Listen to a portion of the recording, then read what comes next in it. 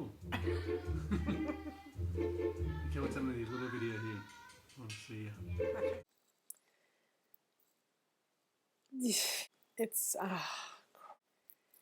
G'day, it's Gabby from Tasmania, Australia. Just popping in to do my 3-month update, keto update, or also my October, what happened in October update. This is my 6th attempt at this video, so I'm doing my best to have a great attitude. So it'll probably be a very short version compared to the first one because somehow I've lost other ones and then sound wasn't okay and all that sort of thing. But here we are in Australia at the moment. It's November the 1st and the time is 7:31. Date night starts really soon once the kids are settled and in bed. So I need to be quick. I have lost 6.2 kilos during October, which is fabulous, and a grand total for the last 3 months or 12 weeks of 18.7 kilos, which is amazing. I've listed things on the blog, pictures on the blog, food that I've eaten on the blog, all that sort of stuff. So that'll all be easier to sort of just read at the moment because I'm just been babbling and my mouth's really dry.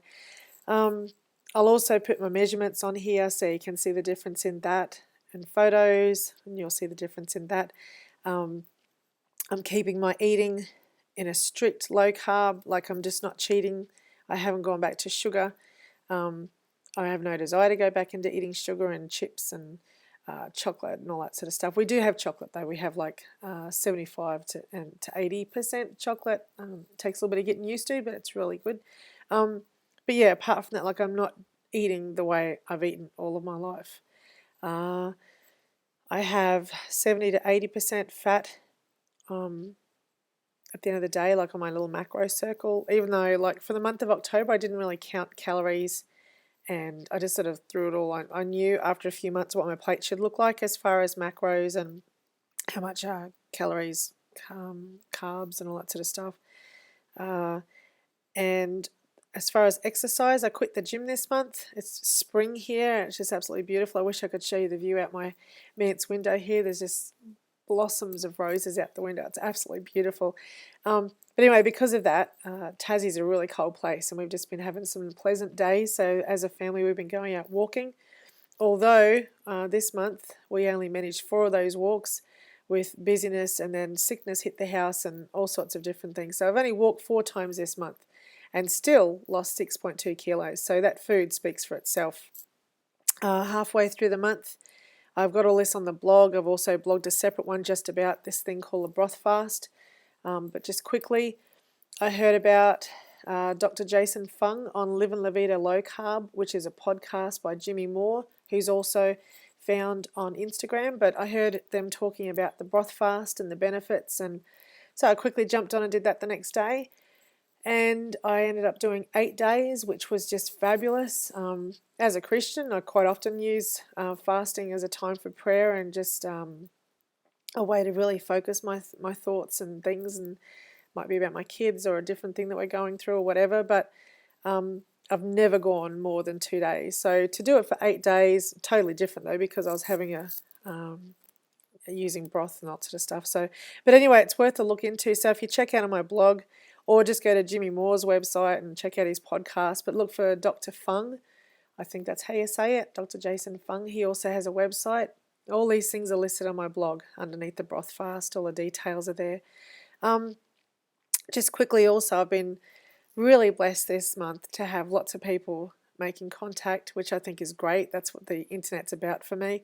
And a lot of them are asking how hard it is to eat low carb, how hard it is to do the broth fast, how hard it is to fit things in, or to have the children eating one thing and us eating another, because the children still eat bread at the moment. All their sugar's gone apart from what's in the bread. And they might have pasta every now and then, but most of the time it's zoodles. But my stock standard reply is always pick your hard. What's hard?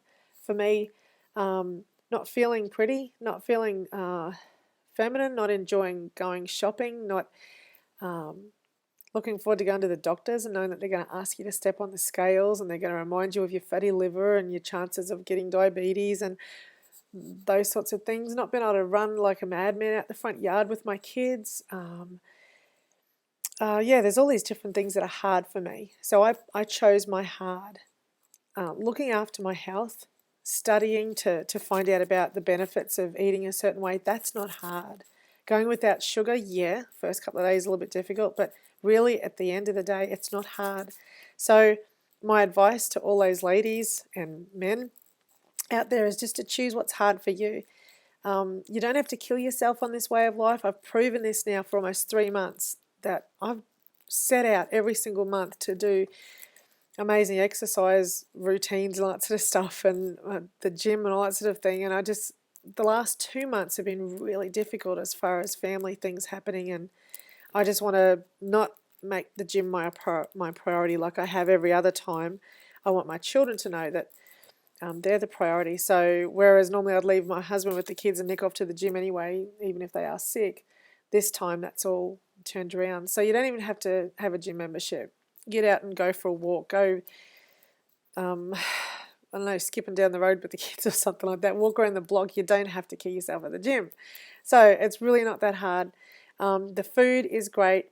I think we've all done the restrictive ones, the Biggest Losers, the Michelle Bridges, the Weight Watchers, all that sort of stuff, where you're restricting your intake of food to 1,000 to 1,200 calories, and that's just a place I will never return to again. That is such a dark place. Always thinking about food. Or also those places where you have to eat 5 to 6 meals a day. Ugh, that is just so unnatural. I'm not a little sparrow. I don't pick and forage with food all day. I use intermittent fasting. I've spoken about this before, where my windows these days are almost like 18:6. So I have my last meal around 6 or 7 o'clock in the evening, and then I don't eat again until the next day at, depending on how we go with schoolwork, 1, 2 o'clock sometimes. That's when I have my first meal, and it's not difficult at all. And then I consume massive amounts of calories, so I'm not starving. I'm not thinking about food all the time. I do drink a lot of water. I guzzle about 3 to 4 litres of water a day. I have 1 cup of coffee a day. I've also posted details about my coffee. We call it the Piper Burger Fat Bomb, which is delicious. There's no sugar involved in that. What else do I do? Green tea, I guess. When I was on the broth fast, I had green tea, but apart from that, I just drink water. We don't have wine on date nights anymore, or a scotch on date nights anymore. It's just water, and it's beautiful. Sometimes the slice of lemon or something like that, but it's just really embracing food as it's meant to be embraced, and enjoying food and letting it nurture our bodies and feed our bodies and nourish our bodies, and it's really fun. But I better go. I do want to say to the ladies out there that are doubting themselves, that are thinking, okay, it's okay for her, but I can't do it. You can. You just can. It's just that easy. I thought I couldn't. The night before I made my decision, the night before I drew that line in the sand here on August the 1st, I can remember looking at all the ladies that were losing weight, the ladies that look great, and in my mind I was thinking, why is it always them? Why is it not me? Yet it's me this time, and I so want it to be you. So get online, connect with people. Instagram is a great place. I have got the most amazing little family of low carbers on there that are so encouraging, the sweetest people. And Facebook, they have groups on there where you can get on and join and learn and all that sort of stuff. So don't be a stranger. Start researching, start educating yourself healthy. Yeah, so just do it. That's all I've got to say. I've got to go. I will be back on November the 1st, unless I pop in and say hello before that. But no, not November 1st. That's today. December the 1st, which is way close to my 43rd birthday, which is going to be cool. I'll be back on December the 1st with the next update to see how I go. And my goal, so I'm 97 now. So cool. So cool. I'm under 100. 97 now. My goal for November is to get to 92. That's the year that my son was born, on September 11, 1992.